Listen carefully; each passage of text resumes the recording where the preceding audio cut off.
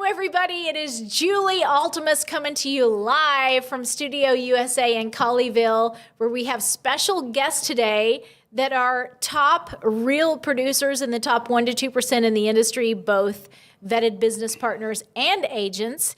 Not only that, but we also have events, live events every single year where we invite the top 1% to 2% in the industry and send out a monthly publication where we share their stories. So today we have two wonderful guests with me, Maria and Major, where we are going to talk about some very important things and just get a sneak peek into the top 1% to 2% and the successes of their journey. So thank you so much, Maria and Major, for joining me today. And I cannot wait to dive in and to learn a little bit more about each of you. So thank you. So I would love it if you would jump in and you would start with who you are and what you do. My name is Maria Santiago. I am the broker and owner of St. James Realty. And I love St. James Realty, by the way, because I specifically asked you about that. Like, what does that mean? Right. So I'm sorry. I'm so sorry. I'm panicking, Julie. Everything's fine. Can we start over? I'm so sorry. Just start with who we are. Like, who is St. James Realty? St. James Realty is the brokerage that we opened this year, January. We are new, we are fresh. We're so excited to offer this brokerage to agents and clients.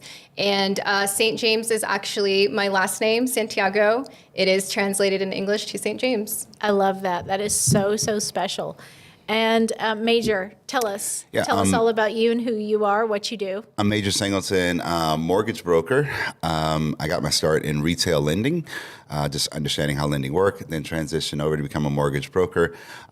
Mostly I serve the veteran community. Probably about 70% of my business is veterans and helping first-time home buyers who happen to be veterans get into homes and using their VA home loan benefit to do that. The other part of my business is a lot of what I call interesting strategies to get into homes. I do a lot of bank statement loans, foreign investor loans, things like that are off the beaten path and helping people just acquire real estate. I love that. You are popping today, by the way, with your neon green over there, green and yellow, and I love it because you've got on a navy blue shirt, but you cannot miss the neon yellow green with your navy blue. So anyway, Major, I know you have an incredible background, and I want to jump into that. And Maria, obviously, at your age and where you are at the moment, and you made the top 500, which means a big deal because there's 34,000 licensed agents and active in the DFW Metroplex. And when you are in the top 500, that means you're the top 1% to 2%. That's a big deal. So you have done something amazing. And when people often tell me, there's nothing special about me, I don't have an incredible story, there's nothing special about me, my question to them is always the same. Are you not in the top 1% to 2%? Right. Out of the entire DFW Metroplex? And what does that say about you? We oftentimes don't see the greatness, the goodness, the things that we do inside, and we're looking for some incredible Olympic story behind each of us. And sometimes that just comes within. It's not necessarily, are you the greatest gymnast? Are you the greatest runner? Are you the greatest whatever? But you're the greatest at your skill and the business that you do. So that's what makes you incredible. So Major, I would love to start with you. I have a special fondness in my heart for military. So I just want to open the broadcast by saying thank you. Thank you. Thank you, thank you, thank you for what you do, for all the ways that you have served. Because without you, and without people like you, we would not have the freedom that we have today. And I think that is so often missed and overlooked. And I will let you tell your own story, but you have decades of experience in the military. And so I love this because people in the military don't often have the mindset of, hey, when I get out of college, when I go into the military and I get out of the military, I'm going to do real estate. I'm going to be a lender. I'm going to go into title. I'm going to do all these things. And you somehow found your way and you journeyed your way into real estate. So I would love it if you would talk to the audience about how that whole journey happened. So take us from the beginning. Like when you're a high school kid and you think, what am I going to do with your life? Why did you choose the military? And certainly, why did you choose, 24 years? 23 years. 23 years. Why did you choose 23 years? And then when you get out, how in the world do you choose what's next steps? Right. I mean, I think it's an interesting way that you asked that question because I was talking to someone earlier this week and they said, hey, why did you stay in the military for 23 years? And I said, well, it was fun, but I really didn't know what I wanted to do. And why did I go into the military? Because I really didn't know what I really wanted to do. I was 18 years old. I think it's often interesting how we ask kids who are 18 years old. What do you want to be? What do you want to be? Don't know. You don't know. You have no idea. Astronaut. I said that once. That's why I say that. Yeah. I'm horrible at math. Where did I get that idea? It's interesting, but I grew up in South Carolina, rural South Carolina. Interesting background. My mom was a Pentecostal preacher. My dad, an alcoholic. mom. Yeah, my mom was the Pentecostal preacher. She's still the preacher today. So we grew up in this environment where you're juxtaposed between two different paths for life. So it was an interesting growing up. And then when I graduated high school, I said, hey, what am I going to do? The first thing I really wanted to do was to get away from Salters, South Carolina, where I grew up. Nothing was there. So I joined the military. My parents didn't have the funds to send me to college or something like that. And really, I wasn't really taught like how to get into colleges and stuff like that. It's something we weren't taught. So I went into the military. I enlisted as an electronics technician. It was fun. I eventually applied to be an officer. I went through an officer program. Called Seaman to Admiral in the Navy. They sent me to college to get my degree in Jacksonville, Florida. I did that, got commissioned, and then I was an officer. After 8 years in the military, I got commissioned as an officer. So life was good. I did a lot of great things. I was in the Navy, what we call a surface warfare officer. So I drove ships for a living, worked on weapon systems and stuff like that, led people. It was awesome. I loved it. And around my 15-year mark, I got a phone call, and they said, hey, Major, and I was stationed in Hawaii at the time. Not a bad place. Not a bad place. And I had milked 7 years out of Hawaii at the end of my career. And they said, hey, Major, we're going to give you your own ship. Okay, I was going to be a commanding officer of my own ship. I was like, this is awesome. And they said, hey, the bad news is we're going to send you to the Pentagon for a year unaccompanied without your family. And I said, wait a minute. 1 year? 1 year. Okay, 1 year unaccompanied, but I had to leave Hawaii. Okay. And there was no guarantee I'd get orders back to Hawaii. So I said, yeah, I need to start looking other places. And as fate would have it, we had a problem with base housing and the water in base housing at the time. Fuel had actually gotten into the water source, and we had to go through all of these situations with sailors and everything, trying to figure out how they were getting safe drinking water. And I was living off base. Was this on ship? I was on shore duty at the time. So I was on at Pearl Harbor, Hawaii. So at the time I said, well, I had people that were working with me, and I was like, why are you dealing with this? Why not you go buy a house and use your VA home loan to go buy a house? It's Hawaii. I mean, it's a great place to invest, a great place to use your benefit. You can get into a house. But you were not in real estate. I was not at the time. No, I was the executive officer of that command and everything. But one of the junior guys, one day they invited somebody in to talk about the VA home loan. I'm like, okay, cool. I have to go down there to listen to this to make sure nobody sells anybody anything. And I said, hey, I'm going to invite somebody. They invited somebody in, and I had to go sit through this. So one thing led to another, and I ended up linking up with that guy. And I said, hey, when I retire, this might be something I look into. And he said, hey, come talk to us. And we were just educating people about VA home loans, okay? The business came naturally with education. And that's one thing I always learned, that business comes naturally with education, okay? I connected with that guy. I retired, left the military, went to work at that company, worked there for about a year and a half or so. Was this after your 23 years? This was when I wrapped up my 23 years. Actually, my last year in the military, I was double dipping. I was a lender and I was on active duty at the same time. Had a great boss who let me do that. So it was good. But I just continued teaching and educating. And that was what I did. Educate. Even now today, I just educate people about, different financing methods and everything. So that's how I got got into this, and then I got into retail lending, and then I left and I went to the mortgage broker side for just to have a lot more options to be able to educate people and help people with financing. So that's 26 years wrapped up into like It's a 3 long minutes. time. During your years that you were with the military, what was one of your biggest challenges? Wow. I think the biggest challenge that actually feeds today into real estate is the ability to get people with different objectives to move towards a common goal. And you had people who came into the military for education, people who came into the military because they're extremely patriotic, people who come into the military because their family's military. All of these people, you have to get them to figure out how to accomplish their goal and move towards the main goal of whatever the mission is, to accomplish the mission. And that translates well into, real estate today, because you have title and you have a listing agent, you have a buyer's agent, you have a buyer and a seller, and you have all of these people trying to accomplish whatever their objective is.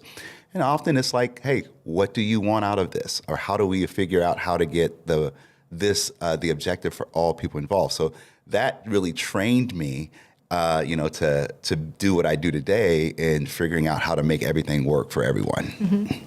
Hardest mission? What's the hardest mission? My hardest mission was actually didn't have anything to do with war or anything like that. My last mission in the military, I was a operations officer, and we had to go to different third world countries. We went to areas where people didn't have running water, and we did medical missions and stuff like that. And the hardest part was really seeing. I think sometimes people say it, but they don't get it until you really get to see a life outside of the U.S. People don't really get how fortunate they are to live in the United States. So you get to see life through a different lens. You get to see children who are struggling with things, who or have different challenges that they would not have if only they were born in the U.S. So the hardest mission for me was to be outside of the U.S. and try to bring something to a country that we sometimes kind of take for granted. Was there a pivotal moment maybe where you discovered, okay, I see all these hard things, I see the depravity of human beings outside of the United States, and how do I cope with that? How do I manage that? And in taking all of those things in and learning how to overcome your emotions and the things that you see, right? Was there any time where you could figure out, okay, I see what I see, the emotions are there, but this is how I'm going to power through those things? And was that a pivotal moment that has helped you in your career today? Yeah, I think you sometimes have to compartmentalize stuff, and just taking a deep breath of saying, okay, I understand that, I see that, but this is my job. This is what I'm supposed to do. This is my mission right here. And you see that, in life, because we just adopted a little girl. She's not so little; she's 15. And if you're going to start adopting a little girl, recommend you don't start at 15. That's a lot of. It's kind of like getting a 15-year-old dog. I hate to put it like that, but they're already set in their ways and their habits. Absolutely, and it comes with a set of challenges, and it's a lot of rewards. But it's rewarding. She's a wonderful little girl. We love her a lot. Does she live with you? She does. She came with us in March. Adoption is final in October. But even as me and my wife have these conversations, we like, okay, we're extremely blessed. We can do more. And there are more children in the foster care system and all of these things that are going on. And you're like, okay, this is my calling right here. Okay, this is what God has told me to do. God hasn't necessarily told me to do all of that other stuff. And it's the same when I was in the military. You have to compartmentalize to see and have the exposure to certain things, but then say, wait a minute, this is what my mission is here. This is what I'm supposed to do. And if God tells me to go back there one day and, do missions there one day, we will. But I think you have to kind of compartmentalize stuff to say, okay, this is what I'm supposed to do in this season of life. Sometimes you have missions in life. You have your four walls. You have things that you are purposed to do, assignments that you are supposed to have. And in that moment, no matter how big, no matter how small, you are supposed to do those things. And in those moments is when you grow, and then you get your new assignment to go on to the next thing. But sometimes the new assignment doesn't come until you conquer the thing that's right in front of you. Absolutely. So thank you so much for sharing that. And yeah, 15-year-old girl, this is like conquering, a 10-year-old dog. And I say this because I have puppies right now. So this is, we're empty nesters, supposedly. And we now have 2 puppies. And so I'm looking at it through a different filter. Like, my goodness, we forgot how hard it is back in the years when you're training children and all the things, and you see your puppies take off and run across the room with your curtains in their mouth, and they're yanking things off the wall and eating all your socks and your shoes and everything else. It's like, wow, we have to start all over, and it's just a different phase of life. But yes, you're absolutely right.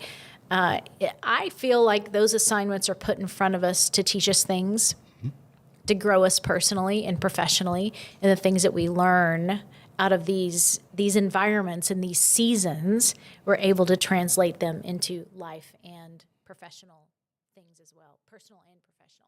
So Maria, I can't wait to hear all about you. So we don't often, I've heard, graduate high school and go to college thinking, I'm going to be a real estate agent. Now they actually have realtor classes in high schools, not all high schools, but I think that's going to become more and more of a thing. So here you are, you're graduating high school, and I would love to hear about your journey. Like, did you think, I want to be, I'm just making this up, a nurse, an accountant, or whatever, and you filter into this place finally? Talk to me about that. Yeah, I always laugh when I'm asked this question because it's asked quite often, right? Like, how did you end up in real estate? And I am not joking when I say, like, I've been interested in real estate since I was a kid. And I didn't know that you could just go to school and become a real estate agent. Like, I just didn't have that knowledge, right? And so I graduated high school. I went into college, and I had no idea what I wanted to do. My parents were like, be a teacher, get, your degree in education. Teachers are always needed. So I did. And then I realized it just wasn't for me. And did you actually ever teach? You know what? I taught pre-K, and then I worked with children who have autism. And I did that for some time, and it was rewarding, but I felt like it just wasn't me, right? And you want to love what you do. And I had that like in the back of my mind, I just don't love it. And man, I always tell teachers, like my daughter's teachers, like, if you need anything, let me know. I know how hard it is. And just working in there a little bit, I'm like, man, like, you're overworked, you're exhausted, and you teach all day, and you still got to go home and worry about the next day and everything else that comes involved with teaching. And so, what gave you the idea of real estate, though, from teaching? So eventually I got pregnant. I stayed at home, and I was a stay-at-home mom. And that time, came quick. Like, during that time, I was like, okay, my husband and I were like, he was active duty, Marine Corps, and we were always moving, and I felt like I couldn't really focus on a career anyway, if that makes sense, because we're always moving, right? You go somewhere, you get acquainted with people, you make friends, you start a job, and then you're like, well, I'm about to move in 3 to 4 years, right? And so I was a stay-at-home mom, and from there, the time came quick. I felt like it just flew by, and then my little one was starting kinder, and I was like, what do I do? Do I go back into the education field, knowing I wasn't happy, right? Right. Or do I do something and finally like do some soul searching and figure out what I want to do and what makes sense for me and what will make me happy? Because I feel like, it's important to love your job. And I just wasn't getting that. I wasn't getting that rewarding, that gratification that you love what you do. And so I went to my husband. I'm like, Sky's starting school here, and I don't know what I want to do. What do I do? And he was like, really adamant. You've always wanted to be in real estate. Why don't you go down that path? And throughout our time, we had purchased a few homes. He was active duty, and we did the VA home loan. And each time I felt like maybe this is something I could do, right? But it was like in the way back of my mind. And I had a lot of self-doubt. I had a lot of doubt. I didn't think I could do it. And my greatest memories, seriously, that I have as a child are going to the classified section and highlighting homes that were newly listed, seriously. And I was like, do I do that? You know, do I get into real estate? Can I? It was that, again, self-doubt, like, can I get into this industry? Can I make it? How do I get into this industry? And like I said, some of my greatest memories were my parents buying a house when I was little, and I had the task of helping. You know, they gave me a price point, and I was sharing a room with my sibling, and I was like, I don't want to share a room anymore. We need 4 bedrooms. That's what we need. We need a home with four bedrooms. And I still to this day remember, I kid you not, every single home that we toured. I loved it that much. Wow. And my husband said, why don't you just try it? So I always joke with my daughter, because when she went to her first day of kinder, it was my first day of Champions Real Estate School. And so I got licensed, jumped right in 2019, and immediately had to adjust to all the changes, because then we got hit with COVID. Right. That was a hard So that was a lot too. Yeah, because I started real estate, and it was at that immediate, like, hey, just forget everything that you learned at school. It's going to be done differently when you're actually in the field. And then it was, hey, we're going to start making these changes because of COVID. So it was a lot of adjusting really quickly. And that's how, you know, I got into real estate. And then my husband was getting ready to near retirement. And so that was that, like, you start going through, what are you going to do? And my husband too, I was like, hey, you should be a real estate agent when you get out of the Marine Corps. Yeah. And a lot of our clients already were just like going in, were coming from his squadron, and referrals, or just people that he knew were coming in or moving out, right?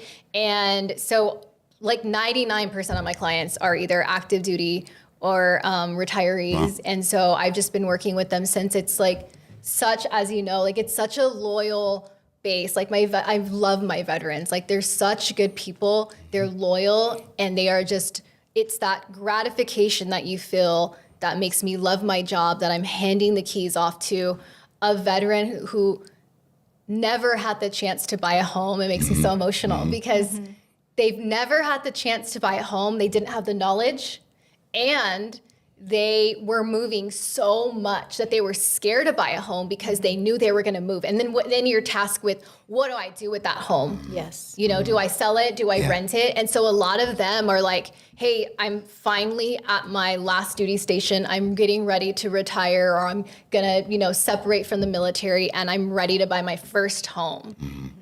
And it's just been such an honor and such a great experience, and it makes me love my job every single time you get to hand the keys to, you know, the client you've been working with, and the relationships that you build.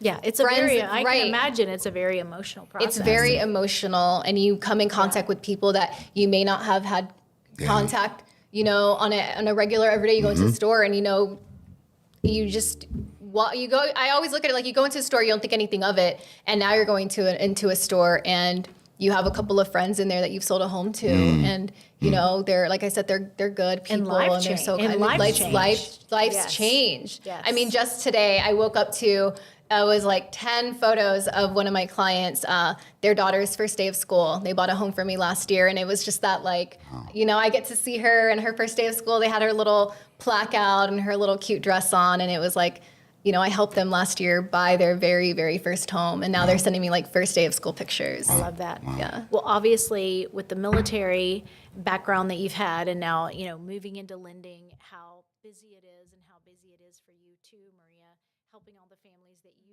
you help. This is not an easy journey. Being an entrepreneur is not an easy journey. Being a business person that's successful in the top 1% to 2% out of the entire DFW Metroplex is not an easy journey. But there has to be something about you that's different, that's special. And so I want to talk to you about habits that you do in the morning every single day. Is there something major, in Maria, in these last few minutes that we have together, that you focus on every single day that gets you in the right mind space so that you can do the wonderful things that you do every single day? Yeah, so my day starts at about 5:30, and every morning I get up, walk into my office.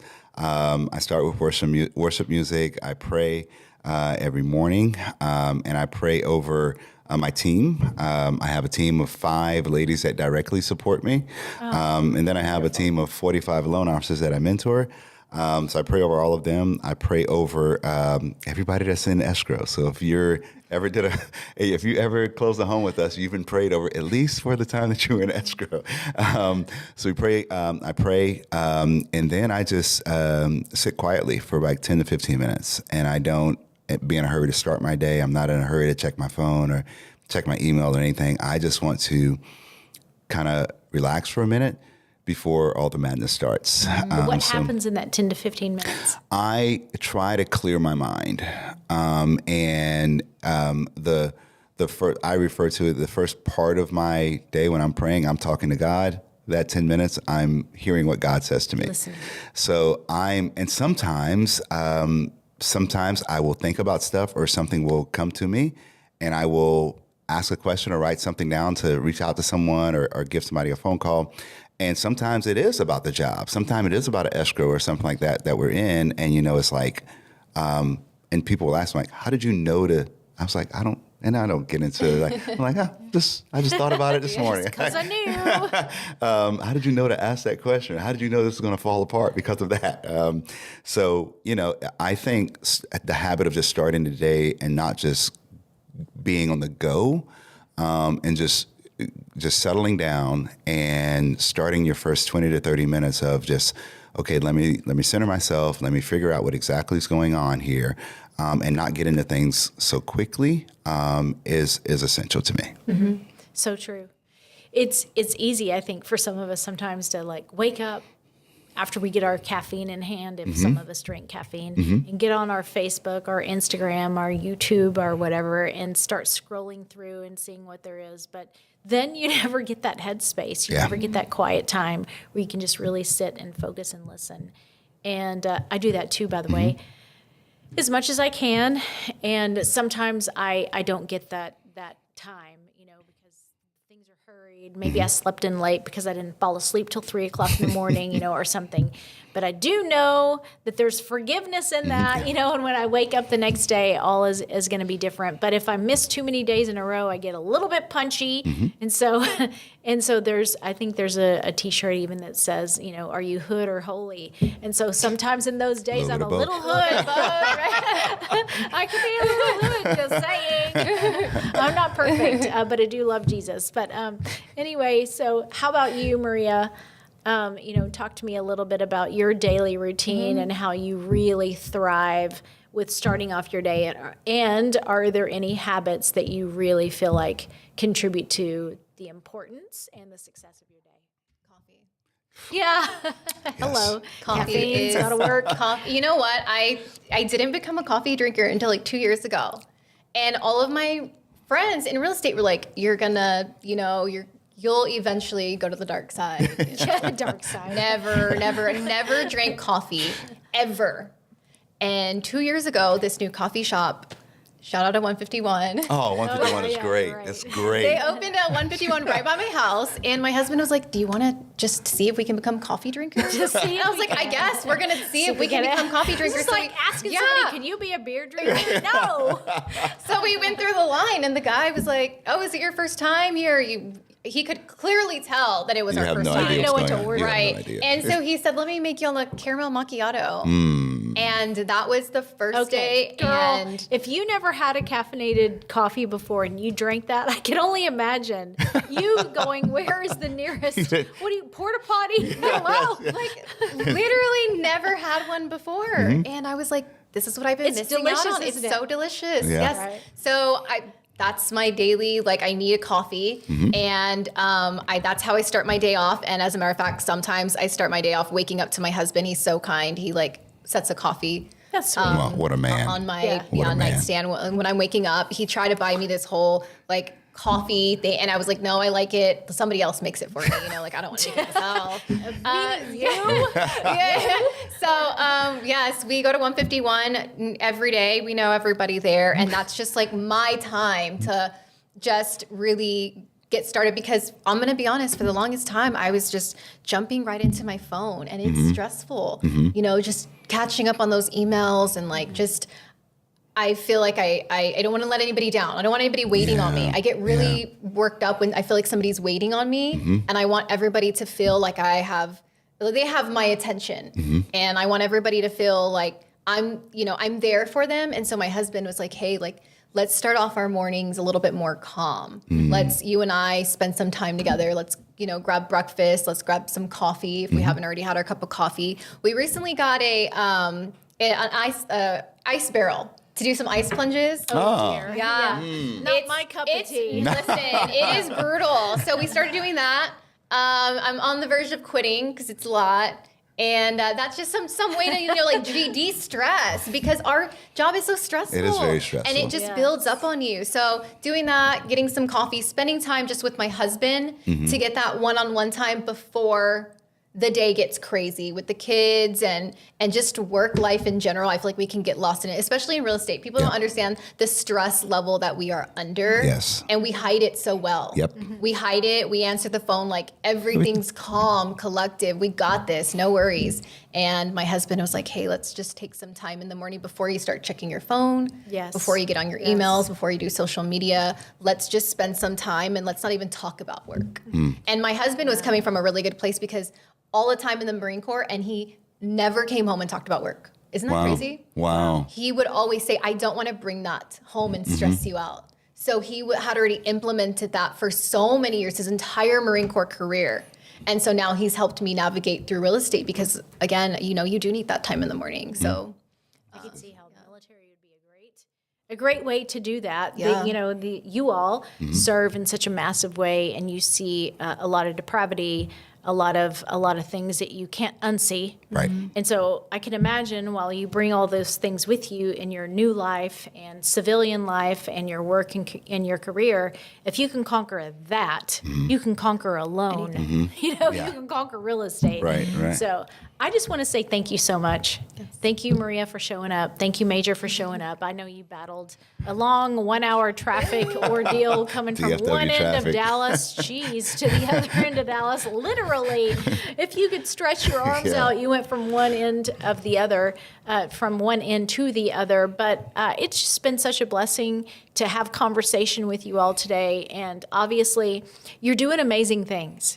You are the top 1% to 2% in the entire DFW Metroplex for a reason.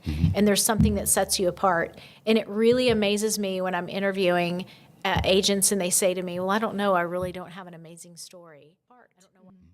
I think it's hard You're doing in general something different to talk about ourselves. Well, Yeah, of course it it is. is. Because you don't see something special in yourself that's different. Right. And I don't think I fully understood that until one day I'm sitting in a group and everywhere, around the room, and they're like, go around the tables and you all take time and you share about each other and what makes you unique. And I'm like, oh, I feel like the people that I interview, all what eyes makes on you, you. Yeah. what makes you unique? And obviously, we are where we are in life because there is uniqueness about us. And I hope that our audience out there took nuggets, learned from us today.